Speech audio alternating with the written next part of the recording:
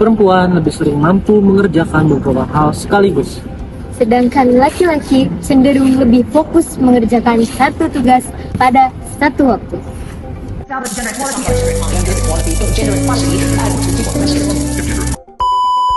Di Indonesia, masalah gender masih terlihat dari adanya diskriminasi, penilaian terhadap laki-laki dan perempuan, kesenjangan kesempatan dalam pendidikan dan pekerjaan, serta kekerasan berbasis gender.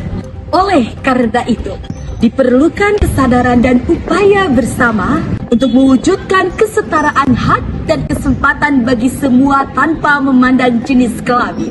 Isu kesetaraan gender bukan semata isu perempuan saja. Kita semua, perempuan, laki-laki, berbagai organisasi dan institusi di Indonesia terus berkomitmen untuk meneruskan perjuangannya. Kesetaraan gender adalah masalah yang nyata dan serius. Perempuan memiliki potensi yang sangat besar, tapi masih banyak ketimpangan dalam berbagai dimensi. Mau itu support, akses, kesempatan yang menjadikan kontribusinya tidak optimal. Salah satu implikasinya, jumlah angkatan kerja perempuan terpaut 25% lebih rendah dari laki-laki. Mari kita bahas satu contoh di sektor kesehatan.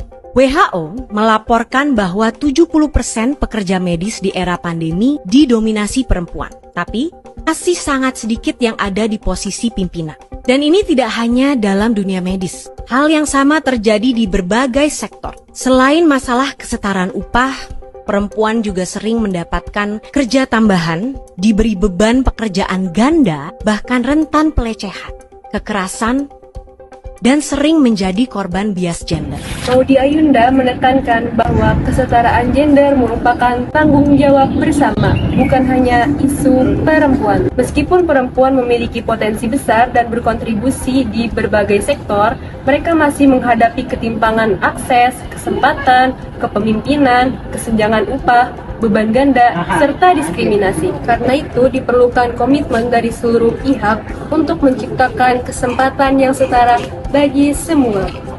Kemudian, kita bisa lihat isu yang sering diperbincangkan di tengah masyarakat tentang bagaimana pandangan laki-laki dan perempuan masih sangat bertentangan terhadap isu gender. Stop pernikahan dini. Lah, kan emang perempuan ditakdirin buat ngelahirin. Hapus kekerasan seksual. Lah kan cewek duluan yang mancing. Kesetaraan pendidikan dan pekerjaan. Apain sih perempuan sekolah tinggi-tinggi, terus juga ujung-ujungnya di dapur? Itu bukan Pilihan. Lah, dia aja pakai bajunya kebuka. kemandirian ekonomi. Lah, tadi kan katanya bisa mandiri. Ya udah, cari aja duitnya sendiri. Hapuskan beban ganda karena masih banyak perempuan yang bekerja dan mengurus rumah tangga. Lah, kan gue udah capek nyari duit. Masa di rumah gue harus capek juga? Bebas milih peran. Emang cewek sudah di kepala keluarga. Kesetaraan bukan tentang siapa yang lebih unggul, tetapi agar setiap orang memiliki hak, kesempatan, dan tanggung jawab yang adil tanpa dibatasi stereotip. Kan ibu dulu kan pengen banget juga jadi dokter, tapi ya nggak kesampaian. Brengsek. Kalau kamu terusin sekolah dan kamu nanti ujung-ujungnya ada. Ujung-ujungnya nanti aku jadi kayak ibu dan kamu kayak ayah, gimana? Saya mungkin bukan bapak yang baik, tapi saya juga pengen dihargai. Apa emang ayah pernah hargain kita, ha? Pernah hargain ibu yang kerja tiap hari sampai badannya sakit-sakitan? Mungkin kalau ibu gak nikah sama ayah, kipas anginnya gak akan rusak, atap rumah gak akan bocor. Kalau ibu gak nikah sama ayah, mungkin ibu gak perlu cuci baju ya setiap hari, sampai tangan kakinya hancur.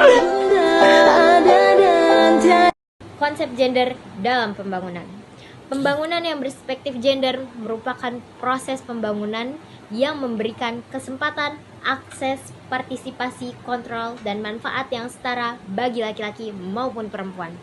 Tujuannya bukan untuk menyamakan peran keduanya, melainkan untuk memastikan bahwa setiap individu itu memiliki hak yang sama untuk berkembang dan berkontribusi sesuai kemampuan tanpa dibatasi atau tanpa melihat stereotip gender. Dalam Islam, laki-laki dan perempuan memiliki kedudukan yang sama sebagai hamba Allah, serta memiliki tanggung jawab untuk berbuat kebaikan dan membangun kehidupan masyarakat. Islam menjunjung tinggi prinsip keadilan dan saling tolong-menolong. dalam surat An-Nahl ayat 97. Allah Subhanahu wa Ta'ala menegaskan bahwa barang siapa yang berbuat amal soleh, baik laki-laki maupun perempuan, maka ia akan memperoleh kehidupan yang baik. Hal ini menunjukkan bahwa Islam memberikan kesempatan yang adil buat laki-laki dan perempuan untuk bisa berkontribusi dalam pembangunan. Dalam perspektif pengembangan masyarakat Islam, kesetaraan gender merupakan bagian dari upaya pemberdayaan masyarakat agar setiap individu dapat berpartisipasi secara aktif dalam pembangunan.